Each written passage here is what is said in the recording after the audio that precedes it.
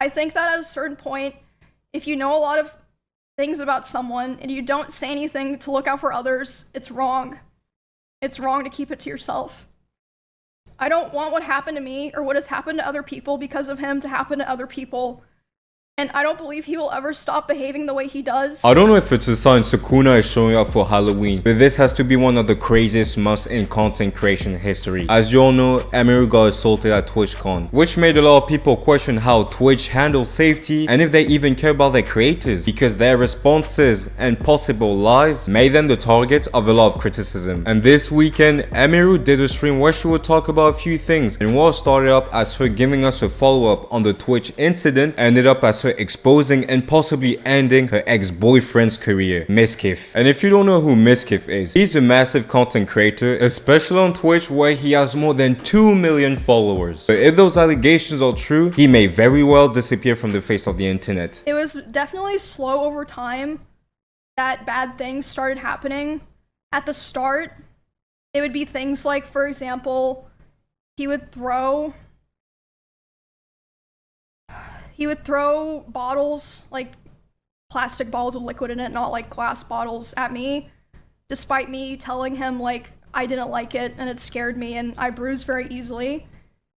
He would throw his phone at me. I would tell him, you know, it scared me, I don't like it. And one time it even hit me in the eye, which caused me to get a black eye, but he always, you know, was like, oh, it's an accident. And I was like, oh yeah, it's an accident. Like, you know, of course I'm not gonna think that, you know, he's... I understand certain people can be childish, but how could someone accidentally give another person a black eye by throwing their phone? To make someone get a black eye, I would expect you to put a little bit of force in that movement. Emiru did say she bruised easily, and obviously I'm not saying he threw the phone full power because he was trying to make her sleep for good, but I'm pretty sure it wasn't like he showed it in his response video, because he did respond to the allegations. I'll talk about at the end of the video, but in this context, you gotta see how he reenacts everything, because it's just incredible. She brushed over that I threw water bottles or my phone near her, but that wasn't during fights. I want to make that very clear.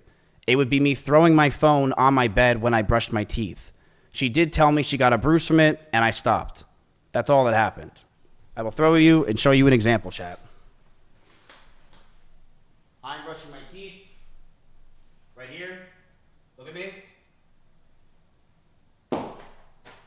Is it really how he threw the phone? I don't know, I wasn't there. But just like we're seeing with Hassan, writing the narrative is really up to you. If you want to change the story, you can. But there are only two possible answers. He's either dumb or lying, because she told you to stop it. She told you she didn't like when you threw stuff at her. The only reason you would keep doing that after she told you to stop is because you like to abuse people. It's not always the case, but that's the kind of behavior you find in abusers. Going from a water bottle to a phone feels like you were testing the boundaries. And the more you listen to what Emiru says, the more this option becomes more and more relevant. After like all of that rough stuff happened was when the other domestic abuse stuff really started. He would destroy furniture in front of me. He would throw things in front of me and near me. Destroy walls. Again, you can go see this in some of his VODs in his bedroom. Holes in the wall. There would be times where he was upset at me and I would go to my stream room and literally lock myself in to get away from him, and he would be banging on the door and screaming at me. And at the time, he also would more often do things like going, like if we were driving in the car together, he would be going like 150 miles an hour, and like one time he even said like, well, now we're both gonna die. Like threatening to kill both of us. When you see someone act like that, smashing stuff, speeding just to prove a point, you start to wonder what's really going on inside. Like, people don't just push a wall for exercise or because Netflix increased their price. You don't go 150 miles an hour because you need space. That's the kind of behavior we usually see from people who need control, even if they don't realize it. And maybe it doesn't automatically mean he's a monster, but it's definitely not a good sign. History shows how often this kind of behavior turns into something way worse. You can tell yourself it's stress or insecurity, but at the end of the day, losing control that often says more than words ever could. And when you hear he was apparently emotionally manipulative, it makes it even worse. He never wanted to stream at the same time as me. Like, we really avoided it. And to me at the time, it made sense because, I was like, well, of course, like, we share a lot of community members. If we're live at separate times, we're both going to perform better. It makes sense. The first time that we ever streamed at the same time was for the 2024 Rust Kingdoms event on Twitch. We were sharing drops, so it was the first time in a very long time that we were both going to be live at the same time doing the same thing. I'm live, he's live, we're both streaming, and like I said, you can go find all of this. This is public. There are clips of this. We're both streaming the Rust event, and I thought it was going really well. I thought everyone was having fun. And then I start seeing in my chat people start saying unofficial Miz raid, and I'm like, what does that mean? And then I check my Discord messages, and he's messaging me.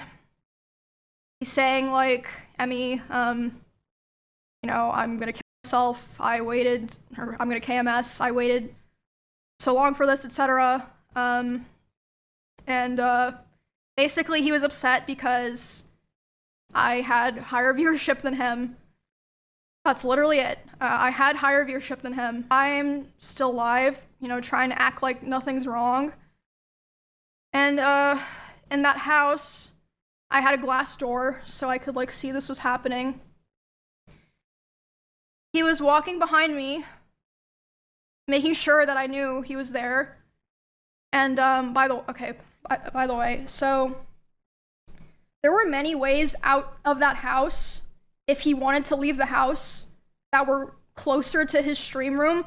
He intentionally chose the door that was right by my room. I feel like that's pretty apparent, at least to me. He starts walking behind my stream and slamming the door so loud that my noise gate can pick it up, so even people on my stream are able to hear this is happening.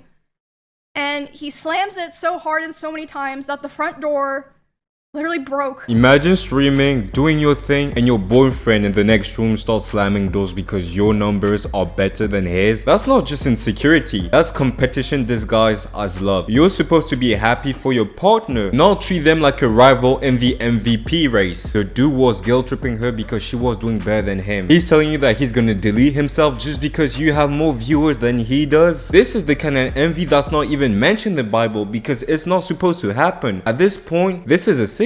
Walking behind her while she was streaming, slamming doors just to make sure she and Chad knew he was mad. That's a power move. Silent, petty, but powerful. You're not just ruining her mood, you are hijacking her workspace. This made Emiru feel like she was in a prison. I was kind of stuck in a loop where I felt like I had to constantly perform and prove my value to not be thrown away.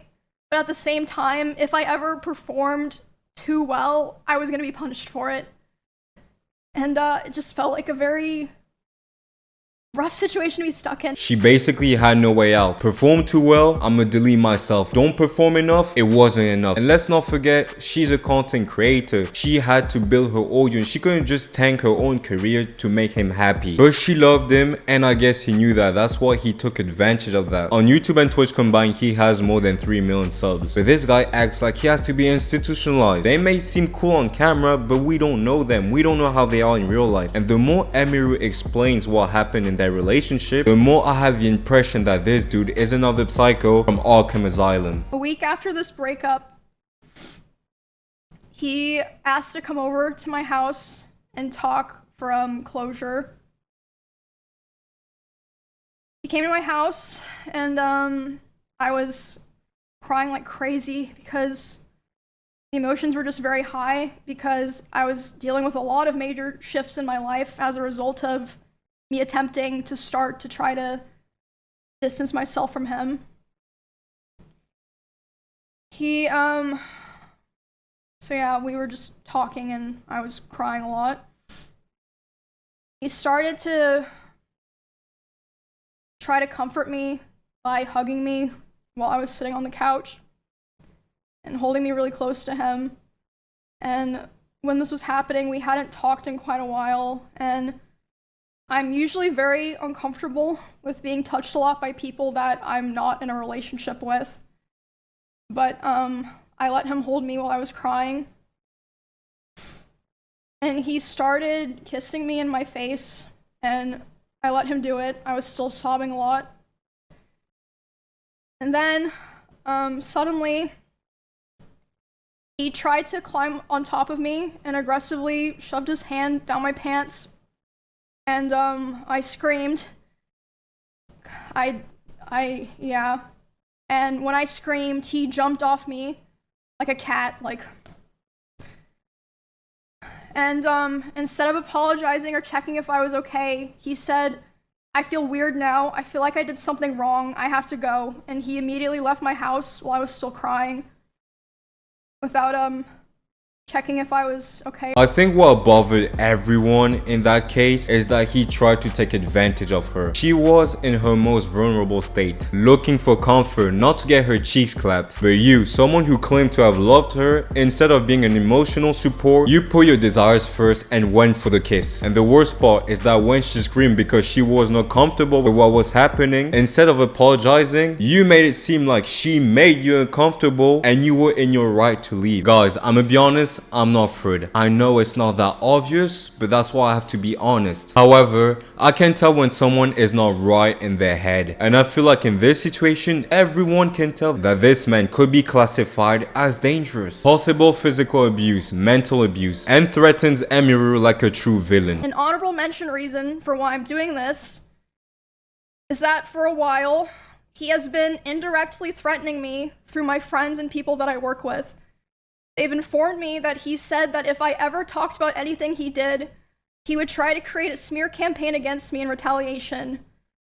I was told that he even approached other streamers who were close with us back when we lived together, asking them if they would join with him, and they all refused. At TwitchCon, he approached one of my employees, threatening them and saying if I ever talked about him, he would destroy me.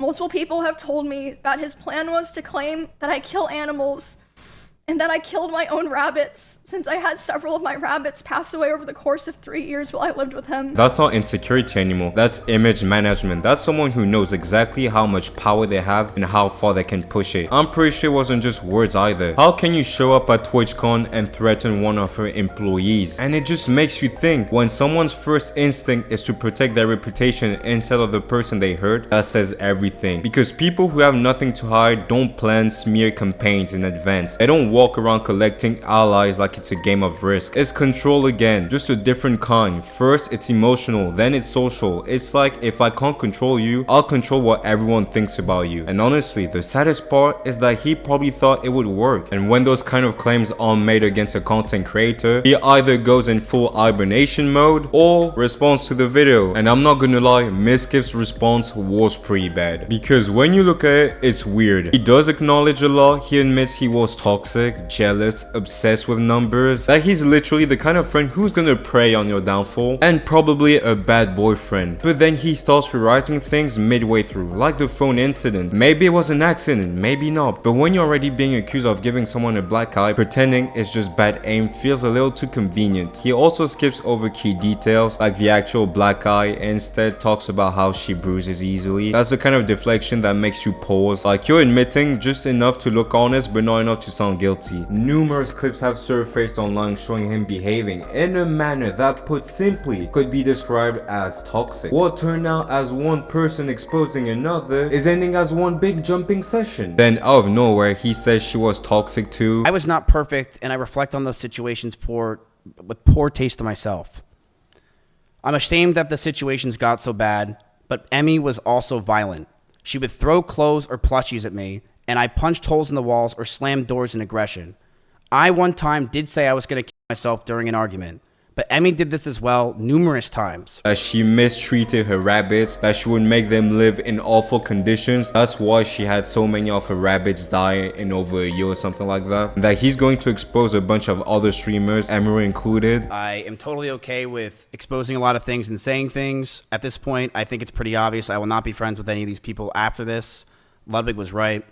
I am going to completely separate myself from these people in this community, which is fine, and I've already been doing it. But I have hundreds of messages and DMs from people, things that people probably would never want to get released that are very interesting for everyone.